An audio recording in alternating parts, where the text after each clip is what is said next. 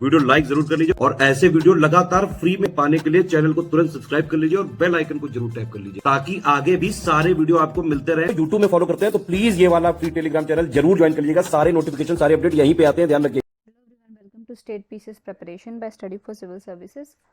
हमने ज्योग्राफी के सेशन में पिछले सेशन में हमने माउंटेन्स और कॉन्टिनेंट्स के बारे में डिस्कस किया था कि सातों तरह के कॉन्टिनेंट्स हमने पढ़े थे।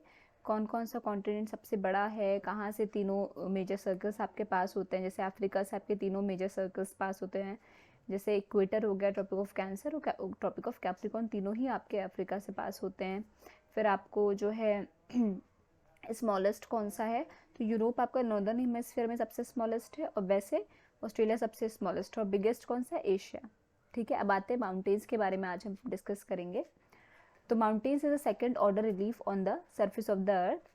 These are the highland parts whose lateral gradient is sharp and peak area is narrow. It is similar in comparison to the adjacent areas are more than 1000 meter high. अब माउंटेन्स क्या होते हैं? Mountains वो होते हैं जो आपका ऊपर की तरफ जब बढ़ते हैं ना तो वो शार्प होते चले जाते हैं, उनका जो पीक होता है वो नैरो होता चला जाए। जो उनकी टॉप नॉच होती है किसी भी हम एक उसको कह लेंगे, आप बड़ा सा कोई भी इमारत ही ले लीजिए, अगर उसको पीक होता चला जाए, ठीक है, तो उसको जो है माउंटेन का शेप वो हम कहते हैं ना ले रहा है, वो उसका पीक जो है वो बहुत नैरो होता चला जाए। ये किसके सिमिलर होता है कि ये it is similar in comparison to the adjacent area, but इसकी हाइट देखिए are more than 1000 meter high 1000 meter से ज़्यादा हाइट होती है एक माउंटेन की। ठीक है, ऐसे छोटे मोटे हाइट की चीज़ों को तो आप माउंटेन नहीं कह सकते हैं ना, तो 1000 मीटर हाइट जो है होते हैं एटलीस्ट ये माउंटेन्स। अब क्लासिफिकेशन ऑफ माउंटेन्स, उनके ओरिजिन के हिसाब से, उनके शेप एंड साइज के हिसाब से काफ़ी पार्ट्स में माउंटेन को डिवाइड किया गया है। सबसे पहले हम पढ़ेंगे फोल्ड माउंटेन क्या होते हैं। ठीक है, these are the mountains which are result of compressive forces. compressive force, अच्छा compressive force क्या होता है?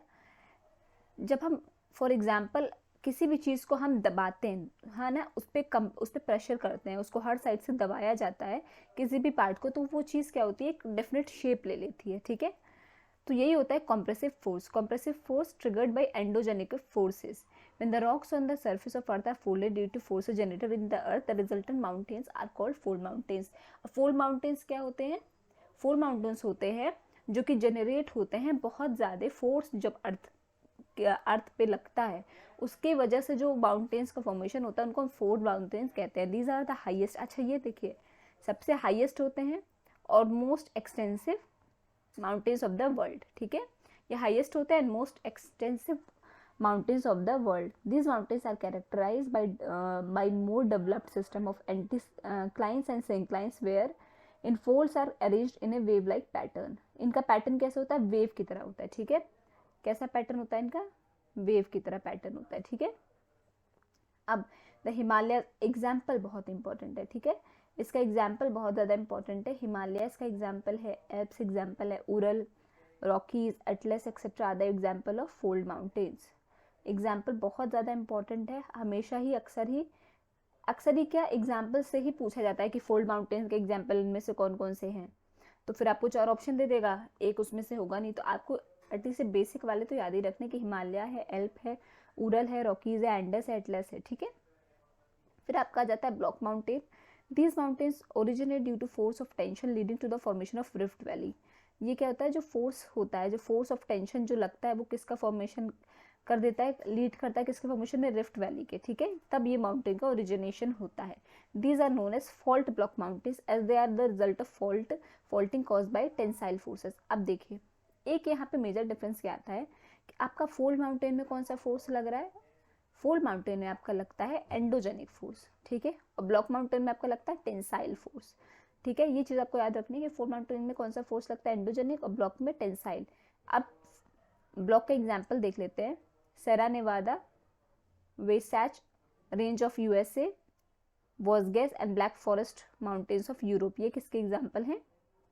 ब्लॉक माउंटेन्स के। और आपके फोल्ड माउंटेन्स के कौन कौन से एग्जाम्पल हैं? Himalaya, Alp, Ural, Rockies, Andes, Atlas etcetera, ये किसके एग्जाम्पल हैं आपके फोल्ड माउंटेन के? आपके ब्लॉक के कौन से एग्जाम्पल हैं? Sierra Nevada, Wasatch range of USA, वेस्गेस and black forest mountains of Europe.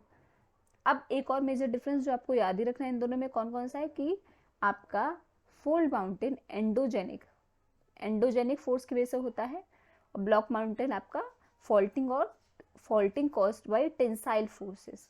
किसकी वजह से? टेंसाइल फोर्स यहाँ पे लगता है। ठीक है, बाकी क्लासिफिकेशन हम नेक्स्ट सेक्शन में पढ़ेंगे। आई होप आपको सेशन समझ में आया होगा। कोई भी डाउट हो तो प्लीज़ कमेंट करके कमेंट सेक्शन में ज़रूर बताइएगा। और अभी तक अगर आपने चैनल को लाइक शेयर सब्सक्राइब नहीं किया है तो प्लीज़ कीजिए, बेल बटन को प्रेस करना ना भूलिए। Thank you so much for watching.